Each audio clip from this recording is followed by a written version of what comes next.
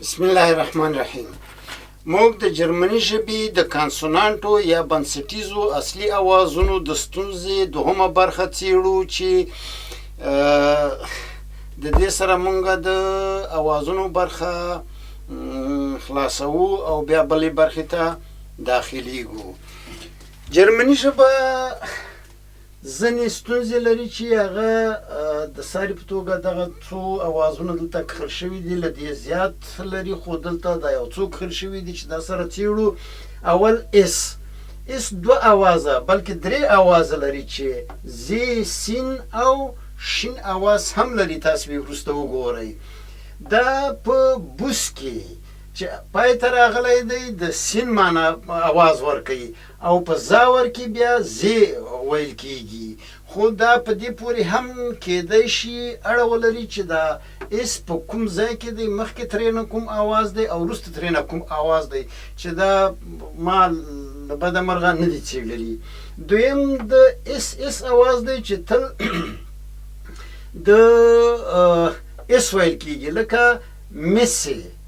دلته دغه اس لنډ ویل کیږي، نو دا چې توپیر وشي د بل سره دغه دوه اس راځي او دا هیڅکله نه شین ویل کیږي نه زی ویل کیږي. یا ماس، نو دلته دا دوه اس تل سین ویل کیږي. یو بل اواز دی چې استت ورته وایي. دا د دې دپاره دی چې معلومه شي چې د دې سره توپیر لري او له دې نه مخکې هغه واول چې کوم راځي هغه اوږد دی، سره دې چې په جرمني ډکشنریګانو کې بیخي بیل بیل لیکل شوي دي، خو بیا هم دغسې دا اواز د دې دپاره دی. لکه ګروس، دا اوږده ویل کېږي، نو دا په دوه اسه باندې نه راځي، باید استت راځي. یا شپاس، باید دا استت ورسره راشي. ښه، بس ډکشنري ما نه ده پسې کتلې، خو همداسې باید وي. بل اواز د استها دی، دا شین ویل کېږي، شوله.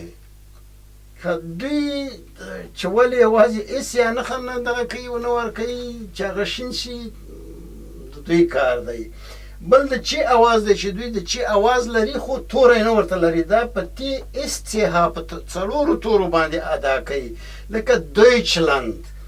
او بلې د څ ها دی چې دا هم خې ویل کېږي، لکه هغه زمونږ د لاندې باندې ټکو ده چې دلته ټکي ورکړل شي، او هم کله کله کا ویل کېږي، لکه خې ویل کېږي که ایش، او خینا، او کاف ویل کېږي کاوس. دا په دې ډول دا څ او تی کله تی مخکې او کله څ مخکې داسې لغاتونه شته، لکه آرتس ډاکټر، یا تی څت بلیتس پړک یا برېښنا. همدا ډول دا اس چې همدا اس دی شین ویل کېږي او دوی همدا یو توری لري د سین زی او شین دپاره، او دغه هم شین د استها. نو دا د پی او تی نه مخکې شین ویل کېږي په ډېرو هغه کې په بنسټیزو لغاتونو کې چې هغه بنسټ وي، لکه شپیلن یا شتات.